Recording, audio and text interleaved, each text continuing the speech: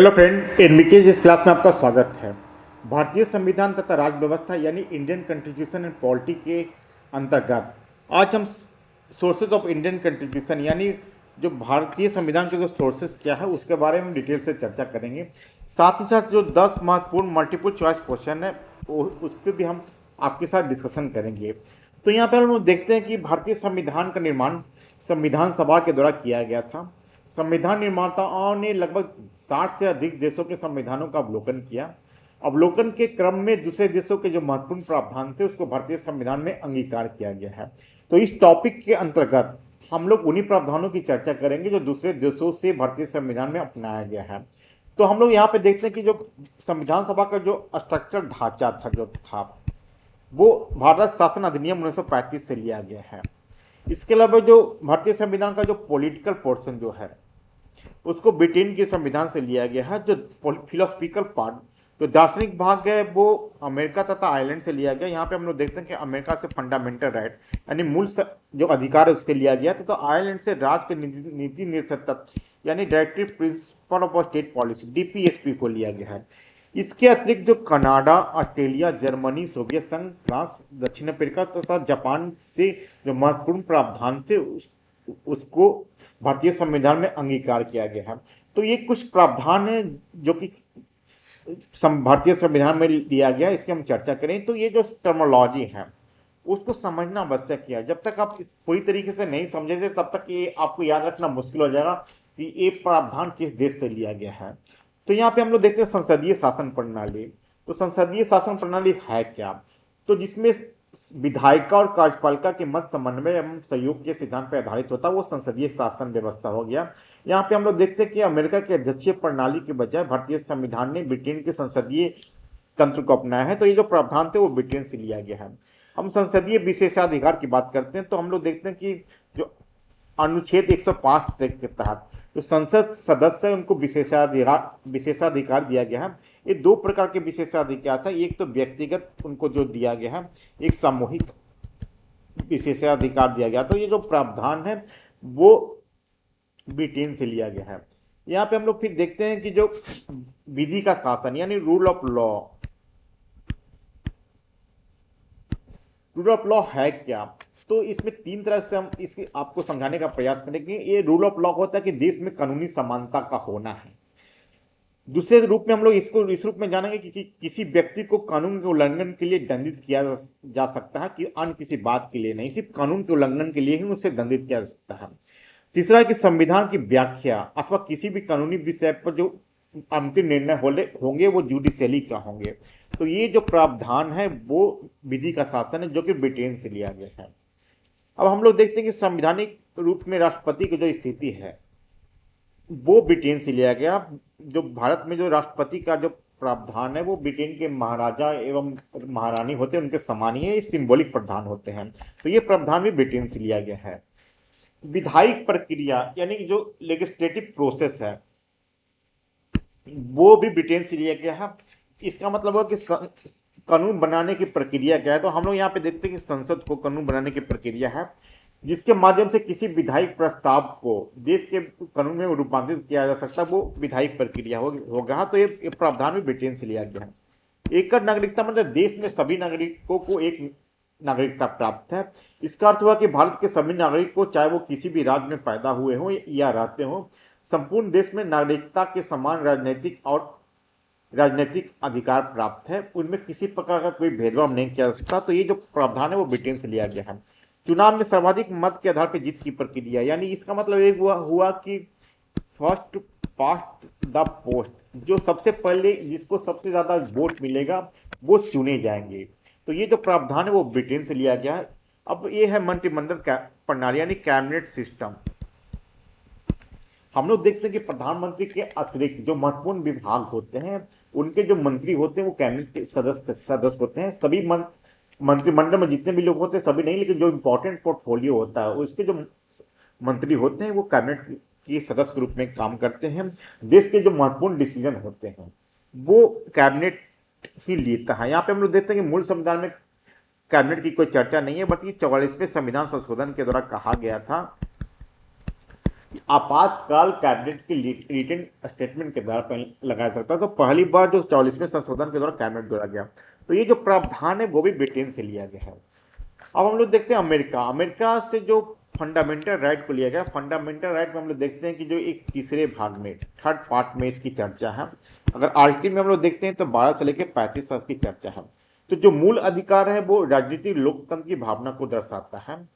ये मूल अधिकार क्या है कि कार्यपालिका और विधायिका के मनमाने कानून पे डेटरेंट का काम करता है, मतलब रोक लगाता है। इसके उल्लंघन की स्थिति में न्यायालय के माध्यम से लागू किया जा सकता है। तो ये जो मूल अधिकार का जो प्रावधान है वो अमेरिका से लिया गया है। अब है कि न्यायिक पुनर्वलोकन यानी जुडिशियल रिव्यू। जुडिशियल रिव्यू अगर हम लोग देखते हैं कि वह प्रक्रिया जिसके द्वारा कार्यपालिका एवं विधायिका यानी लेजिस्लेटिव तथा एग्जीक्यूटिव के कार्यों का पुनरीक्षण सुप्रीम कोर्ट करती है। यह देखा जाता है कि संविधान के मूल ढांचे के अनुरूप है कि नहीं। अगर मूल ढांचे का अनुरूप नहीं है तो इसको अवैध यानी नल एंड वाइड घोषित किया जा सकता है। यहाँ पे हम लोग न्यायिक पुनर्वलोकन में हम लोग देखते हैं कि अगर फंडामेंटल राइट में है, फंडामेंटल राइट की बात करें मूल अधिकार के बाद, तो अनुच्छेद यहाँ अनुच्छेद 13(2) तथा 32 में इसका प्रावधान है। इसके अलावा संघ एवं राज्य सरकार के द्वारा जो निर्मित कानून है उसको पुनर्वलोकन के लिए अनुच्छेद 131 तथा 132 में उसका उल्लेख है। तो इसे थोड़ा याद रखिए, इसमें क्वेश्चन आते रहते हैं। तो ये जो प्रावधान है जुडिशियल रिव्यू का वो भी अमेरिका से लिया गया है कि संविधान की सर्वोच्चता, संविधान सुप्रीम होगा। भारत में जितने भी काम होते हैं उसमें सबसे संविधान का रूप होता है, संविधान से ऊपर कोई नहीं। तो ये जो सुपरमैसी की बात होती है कॉन्स्टिट्यूशन की, वो अमेरिका से लिया गया है। यहाँ पे उसके बाद निर्वाचित राष्ट्रपति तथा महाभियोग जो चर्चा है वो भी अमेरिका से लिया गया। यहाँ पे हम लोग देखते हैं कि जो जो भारत में जो राष्ट्रपति होते हैं वो निर्वाचित होते हैं, अनुच्छेद 54 के तहत उनका निर्वाचन होता है। तथा ये जो अनुच्छेद 61 में महाभियोग, वो राष्ट्रपति पे महाभियोग लगाने की बात कही गई। अगर वो संविधान का उल्लंघन करते हैं, अगर वायलेशन ऑफ कॉन्स्टिट्यूशन वो करते हैं तो उस आरोप में उन पर महाभियोग लगाया जा सकता है। तो ये जो प्रावधान है वो भी अमेरिका से लिए गए हैं। यहाँ पे हम लोग देखते हैं जो उपराष्ट्रपति का जो प्रावधान है वो भी अमेरिका से लिया गया। उपराष्ट्रपति राज्यसभा के पद सभापति होते हैं, तो राष्ट्रपति की अनुपस्थिति में या उनके पद रिक्त होने पर राष्ट्रपति के रूप में काम करते हैं। तो जो प्रावधान है वो भी अमेरिका से लिया गया है। अब हम लोग सोवियत संघ से बात करते हैं जो पूर्व यूएसएसआर है। तो यहाँ पे जो फंडामेंटल ड्यूटीज है इसका प्रावधान अमेरिका से लिया गया। हम लोग देखते हैं कि जो मूल संविधान था उसमें फंडामेंटल ड्यूटीज की कोई चर्चा नहीं थी, लेकिन स्वर्ण सी समिति की अनुशंसा के आधार पे 1976 में 42वें संशोधन के द्वारा, 42वें संविधान संशोधन के द्वारा ये काम किया गया था। तो यहाँ पे हम लोग देखते हैं कि ये जो प्रावधान है वो मूल कर्तव्य है क्या। तो यहाँ पे हम लोग देखते हैं कि ये नागरिकों को याद दिलाता है कि उसे अपने देश, समाज तथा अन्य नागरिकों के प्रति कुछ जिम्मेवारियां हैं। तो ये जो प्रावधान है वो अमेरिका से लिया गया, सॉरी सोवियत संघ से लिया गया। तो ये हम लोग देखते हैं। इसके अलावा यहाँ पे हम लोग देखते हैं कि जो प्रस्तावना यानी प्रेम्बुल में सामाजिक, आर्थिक, राजनीतिक न्याय की जो बात कही गई है वो भी सोवियत संघ से लिया गया है। इसको आप लोग याद रखिए।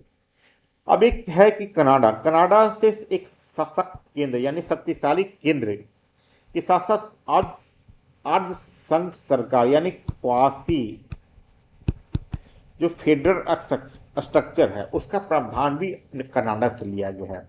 इसका मतलब ये हुआ कि जो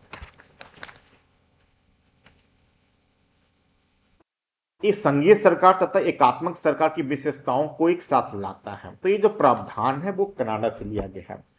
अब है कि शक्ति विभाजन, संघ एवं राज्यों के बीच हम लोग देखते हैं कि सेंट्रल गवर्नमेंट एवं स्टेट गवर्नमेंट के बीच विषयों का विभाजन किया जाता है, शक्तियों का विभाजन किया जाता है।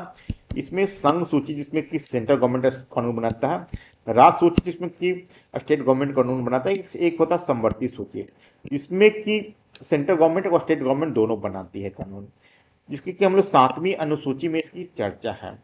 लेकिन कुछ विषय ऐसे होते हैं जो कि न तो संघ सूची में होते हैं, न राज्य सूची में, न तो समवर्ती सूची में। तो ऐसे जो अवशिष्ट यानी रेसिड्यूशियल पावर है वो सेंट्रल गवर्नमेंट के पास रहेगा। तो ये जो प्रावधान है अवशिष्ट शक्तियां सेंटर के पास रहेगा, इसको भी कनाडा से लिया गया है। अब हम लोग देखेंगे राज्यपाल की नियुक्ति का जो प्रावधान है। तो राज्यपाल की नियुक्ति जो राष्ट्रपति के द्वारा किया जाता है, राष्ट्रपति के प्रसाद पर्यंत, मतलब जब तक राष्ट्रपति चाहेंगे तब तक राज्यपाल उस पद पे बने रहेंगे। तो ये जो प्रावधान है वो भी कनाडा से लिया गया है। यहाँ पे देखते हैं कि उच्चतम न्यायालय का, सुप्रीम कोर्ट का जो परामर्शी न्याय निर्णय है, यहाँ पे हम देखते हैं कि अनुच्छेद 143 के तहत सुप्रीम कोर्ट को सलाहकारी अधिकारिता प्राप्त है, यानी राष्ट्रपति किसी मामले में सुप्रीम कोर्ट की सलाह ले सकते हैं। तो ये जो परामर्शी न्याय निर्णय है वो प्रावधान भी कनाडा से लिया गया है। यहाँ पे राज्य के नीति निषेध तत्व जो है, यानी directive principle of state policy DPSP, ये जो प्रावधान है वो आयरलैंड से लिया गया है। Doctor B R. अम्बेडकर द्वारा कहा गया कि जो डीपीएसपी है वो भारतीय संविधान की अनूठी विशेषता है। इसका जो मुख्य कार्य है वो सामाजिक एवं आर्थिक लोकतंत्र को बढ़ावा देना है, भारत में एक कल्याणकारी राज्य की स्थापना करना, राज्य के नीति निषेध तत्व का जो मूल सिद्धांत है। तो यहाँ पे हम लोग देखते हैं कि इसका प्रावधान है वो आयरलैंड से लिया गया। काफी क्वेश्चन इस पे आते रहते हैं। अब राष्ट्रपति के निर्वाचन संबंधी प्रक्रिया, तो जो राष्ट्रपति कैसे चुने जाते हैं इसका जो प्रावधान है वो भी आयरलैंड से लिया गया है। तो हम लोग यहाँ पे देखते हैं कि अनुच्छेद 54 के तहत निर्वाचन का प्रावधान है। इसमें जो होते हैं कि संसद के निर्वाचित सदस्य, विधानसभा के निर्वाचित सदस्य तथा जो दिल्ली एवं पुडुचेरी जो 2 यूनियन टेरिटोरी है उनके विधानसभा के जो निर्वाचित सदस्य है उनके द्वारा राष्ट्रपति का निर्वाचन किया जाता है। तो ये जो प्रक्रिया है निर्वाचन का वो भी आयरलैंड से लिया गया है। अब यहाँ पे हम लोग देखते हैं कि जो राष्ट्रपति द्वारा राज्यसभा में साहित्य, कला, विज्ञान और समाज सेवा के क्षेत्र में ख्याति प्राप्त व्यक्तियों का जो मनोनयन होता है, यहाँ पे 12 व्यक्तियों को चुना जाता है। राज्यसभा में टोटल 250 सदस्य होते हैं, जिसमें कि 238 निर्वाचित होते हैं तथा जो 12 होते हैं वो मनोनीत होते हैं। तो ये जो मनोनयन होता है वो राष्ट्रपति के द्वारा किया जाता है। तो ये जो मनोनयन का जो प्रावधान है वो भी आयरलैंड से लिया गया है। अब संविधान संशोधन की जो प्रक्रिया है, यहाँ पे हम लोग देखते हैं कि भाग 20, संविधान के भाग 20 अनुच्छेद 368 में संविधान संशोधन की प्रक्रिया का चर्चा भारतीय संविधान में है। यहाँ पे संसद को संविधान संशोधन करने की शक्ति प्राप्त है, लेकिन यहाँ पे एक ये है कि केशवानंद भारती बाद आया था। केशवानंद भारती बाद 1973 में इसमें कहा गया कि संसद को संविधान संशोधन करने की शक्ति प्राप्त है, लेकिन संविधान के मूल ढांचे में उनके द्वारा संशोधन नहीं किया जा सकता है। तो संविधान संशोधन करने की जो शक्ति है उस पर रोक लगाया गया है। संविधान संशोधन 3 तरह से किया जा सकता है। एक तो साधारण बहुमत हो गया, दूसरा है कि विशेष बहुमत। विशेष बहुमत के अंतर्गत ये हो जाता है कि संसद के कुल सदस्यों के बहुमत तथा उपस्थित एवं मतदान करने वाले सदस्यों का 2/3 बहुमत होना आवश्यक है। इसके अलावा कुछ प्रावधान ऐसे इसमें विशेष बहुमत के साथ साथ आधे से जो अधिक राज्य है उनकी स्वीकृति आवश्यक है। तो ये संविधान संशोधन करने की जो प्रावधान है वो दक्षिण अफ्रीका से लिया गया, साउथ अफ्रीका से लिया गया। तो इसको आप लोग याद रखिए थोड़ा। अब देखिए राज्यसभा सदस्यों का निर्वाचन की जो प्रक्रिया है, तो राज्यसभा के सदस्यों का निर्वाचन राज्य विधानसभा के निर्वाचित सदस्यों के द्वारा एक संक्रमणीय अनुपातिक प्रतिनिधित्व प्रणाली के आधार पर होता है। इनका जो चुनाव होता है वो खुला मतदान होता है। तो ये जो प्रावधान है वो भी साउथ अफ्रीका से लिया गया है, तो इसको आप लोग याद रखिए। अब एक ये जो फ्रांस की क्रांति की मूल भावना थी स्वतंत्रता, समानता तथा बंधुत्व, लिबर्टी, इक्वलिटी एंड फ्रेटर्निटी की जो सिद्धांत था भारतीय संविधान में, वो फ्रांस की जो मूल क्रांति का जो मेन थीम है उससे फ्रांस की से लिया गया है। एवं गणतंत्रात्मक व्यवस्था है, रिपब्लिक जो सिस्टम है वही फ्रांस से लिया गया है। यहाँ पे गणतंत्र का अर्थ होता है कि जो यहाँ के जो प्रमुख होंगे उनका निर्वाचन होगा, न कि निर्वाचन होगा, वो चुने जाएंगे। अगर वैसे देखें तो विश्व की जो प्रथम गणतंत्र व्यवस्था है वो भारत में पाई जाती है। 6ठी शताब्दी ईसा पूर्व में हम लोग देखते हैं कि बिहार के वैशाली में पहला गणतंत्र स्थापित कर, इसको लिच्छवी गणतंत्र भी हम लोग बोलते हैं। लेकिन यहाँ पे आधुनिक सेंस में हम लोग देखते हैं तो ये जो प्रावधान है वो फ्रांस से लिया गया, जिसमें होता है कि यहाँ के जो प्रमुख हैं वो चुने जाएंगे।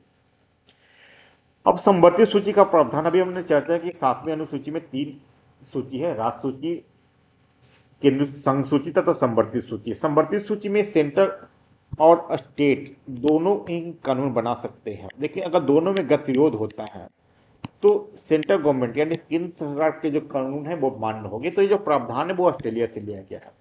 अब एक संसद के दोनों सदनों की संयुक्त बैठक, इसमें एक कहा गया है कि अनुच्छेद 108 के तहत राष्ट्रपति चाहे तो संसद को दोनों सदनों को संयुक्त बैठक बुला सकती है।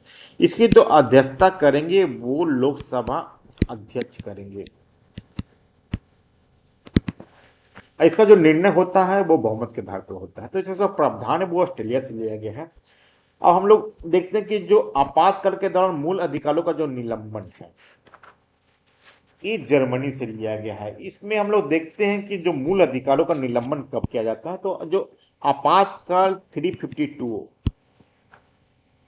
के तहत आपातकाल लगाए जाते हैं, अनुच्छेद 352 के तहत। इसमें कहा गया कि जो बाह्य आक्रमण, युद्ध एवं सशक्त विद्रोह में राष्ट्रीय आपातकाल लगाया जा सकता है। किसमें हम लोग देखते हैं कि अगर अनुच्छेद 358 के तहत लगाता है तो इसमें जो अनुच्छेद 19 जो है स्वतंत्रता के अधिकार वो स्वतः निलंबित हो जाएंगे।